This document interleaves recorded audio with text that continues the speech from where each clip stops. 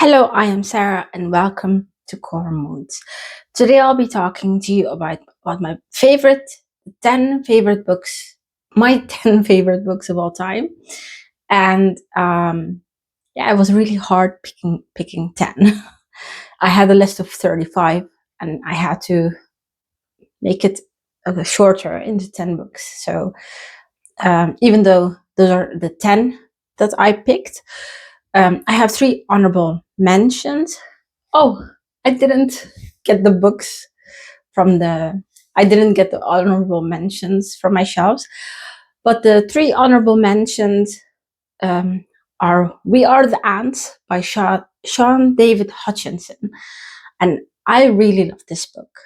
It helped me during a dark time, and it's a very triggering subject matter, but I just connected with it, even though it's a YA and you would think it's not intense. It goes to very dark places. So, and I love the writing. So that's We Are the Ants is my first honorable mention.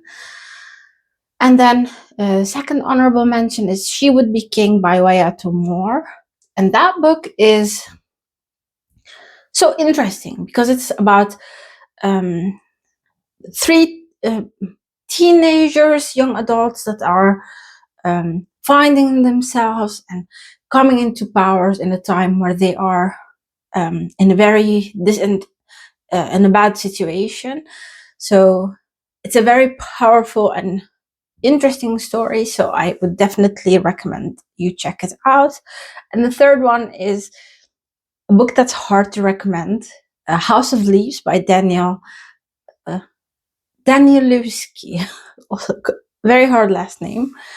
But the book is House of Leaves is like the book that breaks your mind because it's written so intricately and so complexly, and it's like the perspectives are so. I don't think I can explain it because it's when you open the book, if you're in a store somewhere and you think, let me just see what this book is about, and you open it, you will understand why it's hard to explain, because it's a story within a story within a story.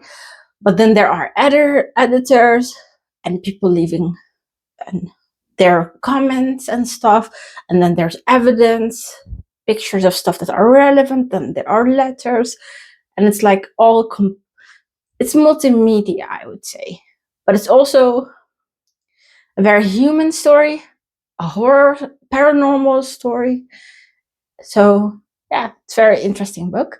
So those are the 3 honorable mentions. My 10 favorite books of all time. I'm gonna go from 10 to 1. On number 10 is Who Fears Death by Nnedi Okorafor, and I love this book. I think I've reread this book like a lot of times. It's like I have this version because I liked, for a while I had it with me and I would reread sections. Yeah. And it's like, because of my background, this book hits very hard because there aren't a lot of. I'm not sure if it's an SFF. I don't think it's kind of fantasy, kind of sci-fi, more sci-fi maybe, but there are. If you see the article that inspired Nnedi Okorafor to write this book, you maybe understand my connection to it, but it's about violence and women having to go through violence and changing and becoming something different. And it's like very inspiring, and it's very, I think this is the first book of its kind, because before this I've never read the book and connected with it and thought, oh, I see myself. Because a lot of the times people in books were different people that have different lives or different experience when they go through life. And when I read this book, that was the first time when I thought, oh, people that look like me also I can read books about people that look like me, and also people that understand the experience and also understand the struggle. And I just thought I connected very deeply with this book. I just thought it was very well written, and Nnedi Okorafor is Dr. Nnedi Okorafor, I should say. She's very interesting and very intelligent, and I really like her books in general. The 9th book is This Is How You Lose the Time War by Amal El-Mohtar. I love this book. In the beginning, I thought, oh, it's a bit of a gimmick. What's going on? Is it two perspectives, people red and blue writing to each other, and that's how it was pitched to me. But when I read it, it was like, this is my version of a romance. It's a little bit sad, but it's beautiful, and it's a very strong sci-fi novella, and it's not just well written, but it's like there's a circle in this, because this is how you lose the time war. The title says it, time war. So there is a little bit of playing with time, and that's interesting. The next book, number 7. Oh no, number 8. The Secret Lives of Baba Segi's Wives by Lola Shoneyin. This book is so good. It's about polygamy, I think, in Nigeria, and it's so interesting because you learn how those households are, and it's about a woman who's educated, and she has a job, she has a life, and she marries a man who has other wives, and coming into that family, she's not accepted by the other wives, and then by the end there's a huge twist, and you understand what actually is going on. And I thought, there's so much culture in this and so much humanism, and it's like I just love this book. It was so funny and so sad and so relatable, and it's a book I recommend. Let me see. Number 7, Daughter from the Dark by Marina and Sergey Dyachenco. I think a lot of people know Vita Nostra by those writers. That's like the book that is most popular from them. But I really love this one. This one is like, yeah, I won't say horror, but it's very scary at moments, because it's about a man. I think he does something with music, and he's just going through life, and all of a sudden a little girl, is like, attaches herself to him, and he's like, who are you? Don't follow me, I'm a strange man. And she's like, oh, you're my dad. And he's like, your dad? And then you understand what's going on. Well, big part of the book is confusion, because you're like, there's a paranormal or fantastical element, so you don't understand. And also there's a creepiness. Is this girl lying? What does she want? Is it a girl or is it an entity? So I just love creepy children. That's just interesting. I would recommend, especially if you like Vita Nostra.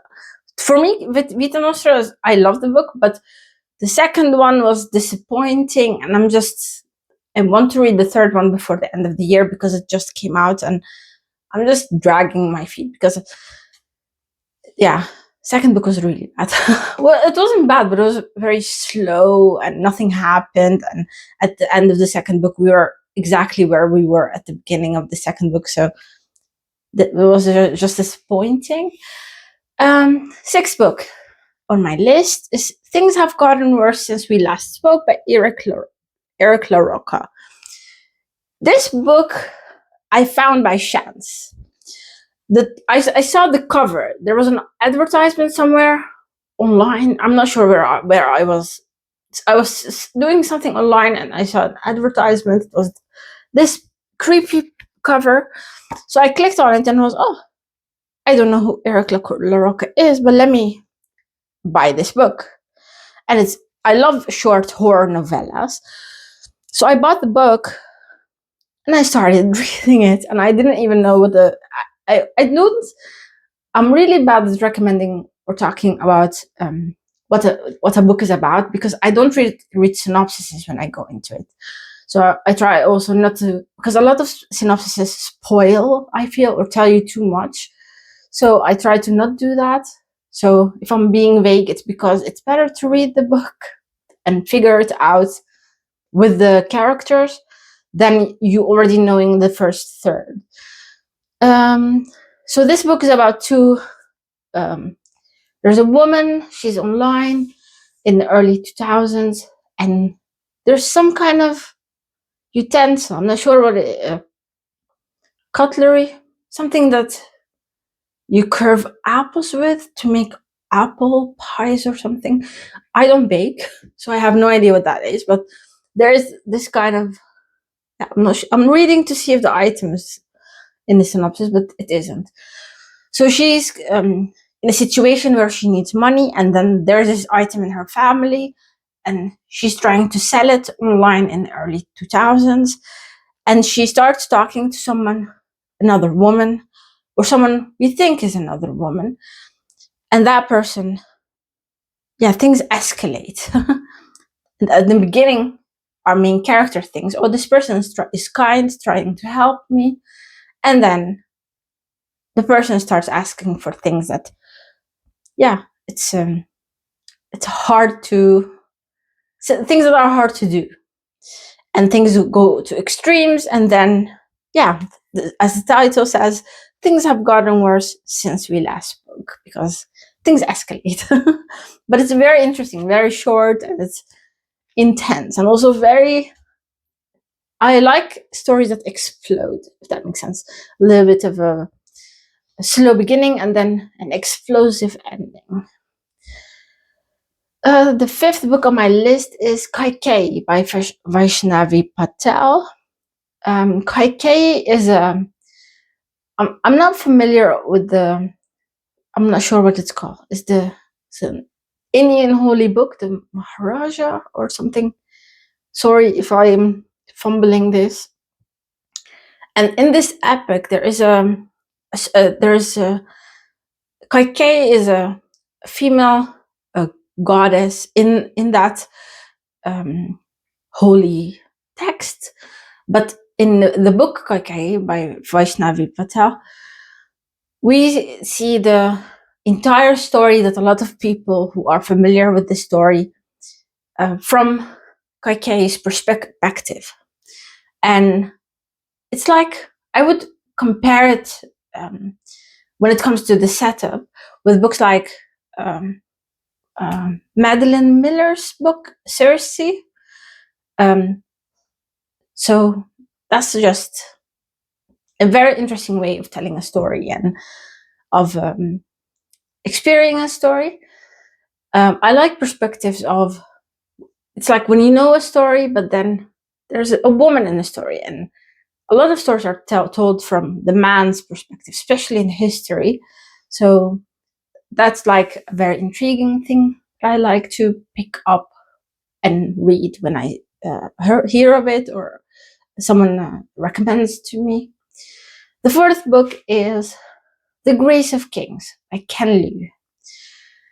That book series is just a mind explosion. It's like the first book is, you read the first book and you think, oh, that was okay, that was good. And then you read the second book and you're like, how can you just flip the entire story on its 180% and then create a thing that you don't even know you need in a story? And then the world gets bigger and bigger, and the end is even extremer, and it's so sad. And it's Ken Liu based the story on Chinese history, so it's very, if you know Chinese history, it's very, you can predict what's gonna happen. I know not even the highlights. I know just a little bit about Chinese history. So for me, nothing was, I wasn't spoiled for anything, but it's very interesting because Ken Liu is very, he has like the mind of an engineer. He likes creating things and incorporating technology into an historic era and seeing how people would figure something out or make something or create something in a time where they didn't have the technology that we have today. So it's very, very interesting. And I would recommend everyone to at least try the first book. The third book on my list is The Master and the Margarita by Mikhail Bulgakov. And my version is destroyed. My cat Pearl, she got to it. But this book is so much fun because this book is about, I don't think I can explain because it's so absurd. It's like a man and there's a woman and there's a devil and also there's a cat, talking cat, and there's a woman who people think is a witch. So it's very interesting. And it's also based on, the writer was, I read somewhere that the writer was trying to critique the Soviet Union, critique the Russian influence. So it's very interesting that he was able to publish this in a time where the Soviet Union was censoring everything. The second book on my list is Our Share of Night by Marina Enriquez. And that book is just, I've talked about it earlier in my booktube newbie tag. It's a very good book. It's amazing. It's an extreme horror. Check the trigger warnings. And it's about a father and a son. And the father is trying to get the son out of a cult, or because the mother disappeared under circumstances we know nothing about. And yeah, so the father is on the run with his son. That's how the story starts. And then you start learning about what is the father running from? What happened? And it's also a little bit fantastical, or there are paranormal aspects. So that's also very interesting. And check the trigger warnings again. Hello. Come to interrupt me. So, number one on my list of favorite books of all time is The Three-Body Problem by Cixin Liu. And I love those books. It's so intricate. I love sci-fi. I love hard sci-fi. And these books are like, they're mind-breaking. And the concepts are so interesting. And you can debate and talk about a lot of aspects in every book. And the themes only get more expansive with each book. It starts with the first book starts with the Cultural Revolution in China, when Mao came in power, I think, and then the Cultural Revolution happened.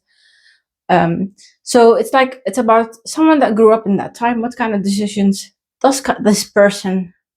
What kind of decisions will this person make, and how they affect the future?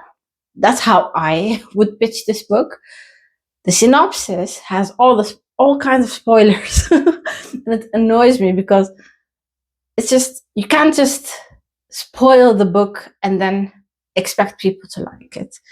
Or some people like spoilers. So I won't say no one would like a spoiler, but I just love going into books not knowing anything and just being surprised and reacting while I read, if that makes sense. So those are the 10 books, plus 3 honorable mentions. I hope you share with me your favorite books in the comments, because there are so many books out there, and this list can change drastically within a couple of weeks. And that's what I love about reading. I've shared with you my 10 favorite books, plus 3 honorable mentions. Please share with me your favorite books in the comments, and thank you for watching.